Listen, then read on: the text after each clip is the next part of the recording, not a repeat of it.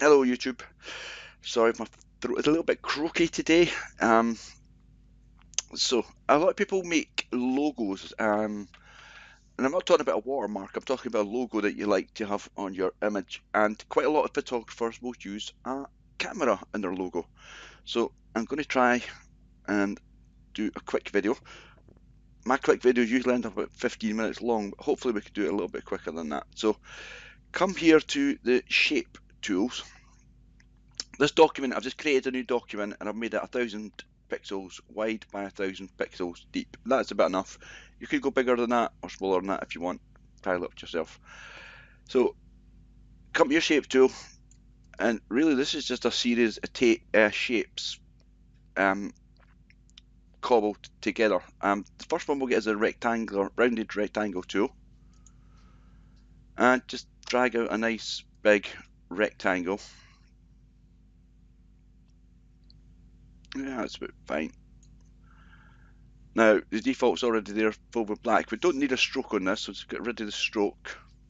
The stroke's this outline that's round the end. We will have a stroke at some point, but not just yet. And that's fine. The next shape we're going to have is going to be the hexagonal tool, or polygonal tool. And just make sure you've got 6 sides up here. And I'm going to draw 2 of these. Don't worry, they're a bit all over the place, and we'll just turn the top layer off just now. Every time you make a new shape, it creates a new layer itself automatically. So I've turned the top layer off. We're now working on this layer here.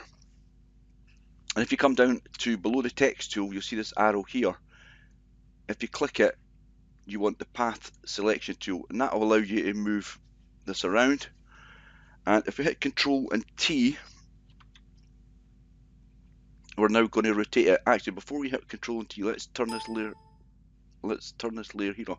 If you turn this bottom background layer off, it'll give you these checkerboard, and it's quite good to use to align things. So Control and T, and we're just going to rotate it. And just looking at the checkerboards, we've got a straight edge here, and I'm going to put that down to about here. It's maybe just a little bit large. Let's make it smaller. Hold that Alt and Shift key together, and we'll reduce that a little bit. And that's not too bad there. And we'll just click OK, or this little tick checkboard thing. Don't think I'm straight there.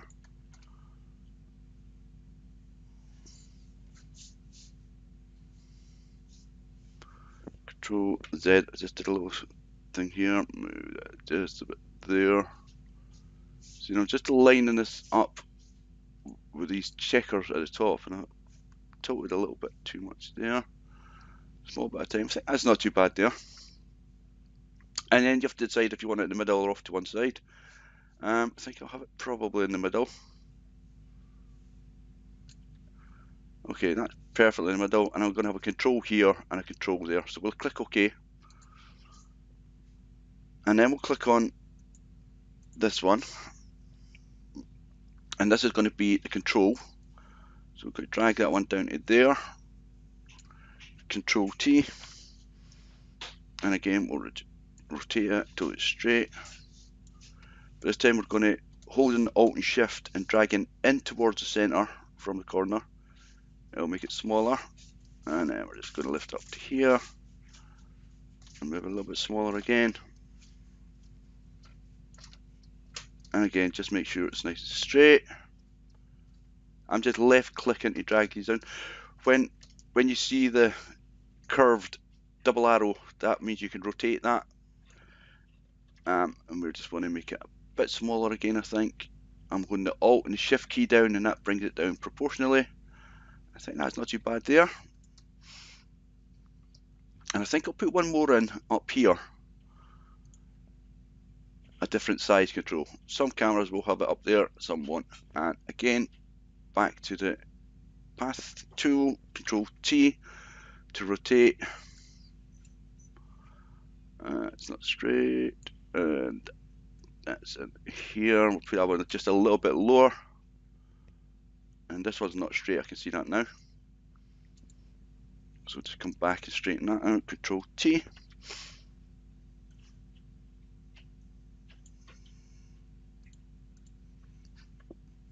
And that's not too bad at that. Okay, so now back over to the shapes here, and this time we're going to have the ellipse tool. So click on the ellipse tool, and this time we're going to drag out 2 circles. And this is going to represent your lens. Rough about there, that's fine there.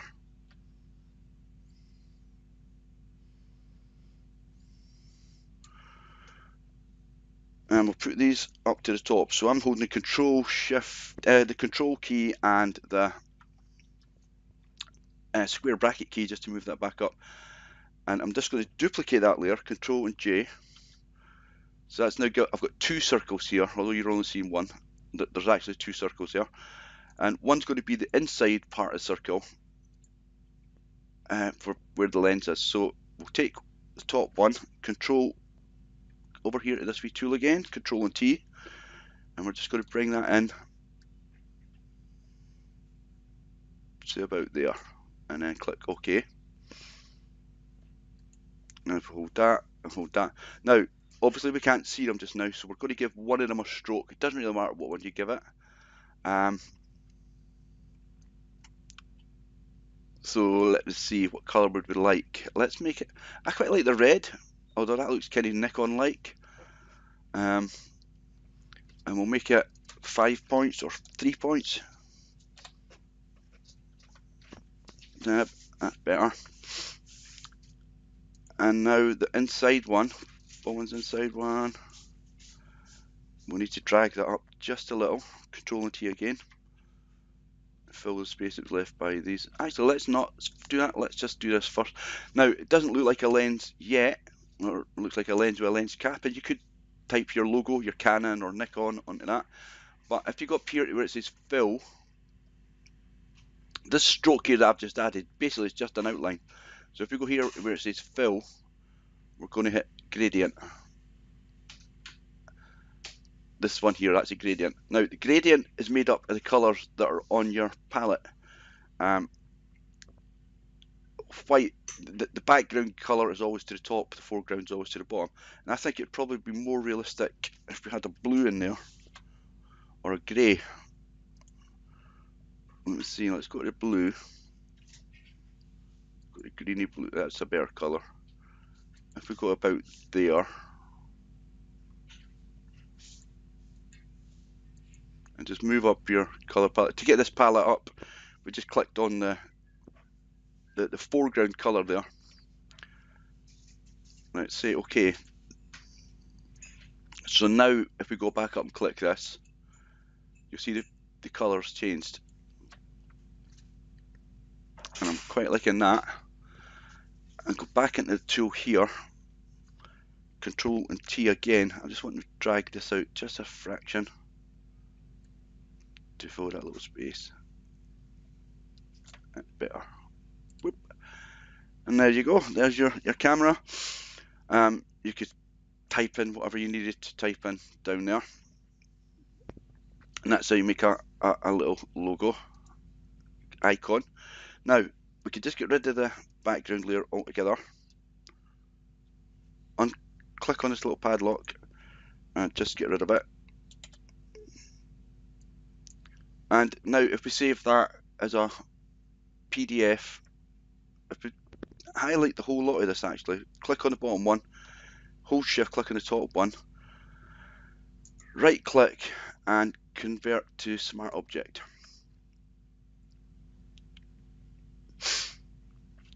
Control and T. Now if we want to, we can resize the whole thing in a 1R and it doesn't break up or lose any quality. So we'll save that, save as, and if we put it as an EPS, if we were emailing this to somebody else and they wanted to do work on it as a graphic. We would save it out as a Photoshop, where can I find it? EPS file. So we'll do that first, and I've already made one, so we'll save over the top of that one. Jeez, that's loud. Leave that as is, click OK. And I'm also going to save it as just a straightforward PSD. Let's see, yeah. That means I can place that into other objects. Now, if we want to make this into a logo, Control T. Let's make it pretty small and take it all the way to one side. And click that. Boop. And we hit the text tool. This is letter T. Click on that. And we're just going to go for a black colour. Just hit D on your keyboard. I'll put black in the thing. I've already selected the text I want, it's a handwriting one. So we'll say Derek Nick .co.uk. And as you see, it's a little bit big, so Control, before I make it smaller, I'm going to convert it to Smart Object. Now Control and the letter T.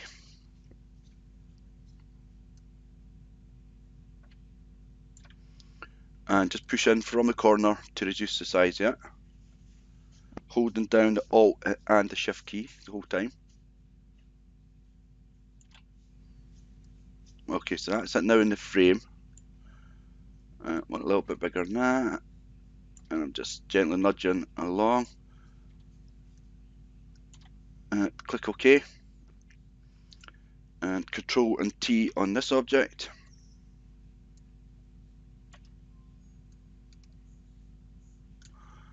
Click OK. And then it's really just whether you want them both exactly the same height and size.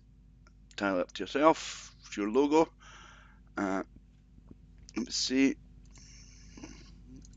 And the good thing, if you've got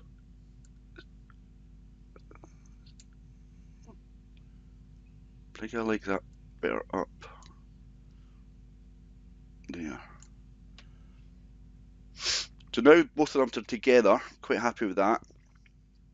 Now, do I want another logo at the other end, or is that too much? So we'll just once I've got both of these highlighted, I'm going to right click and again convert to Smart Object. And that way I can make these bigger or smaller without it pixelating or breaking up.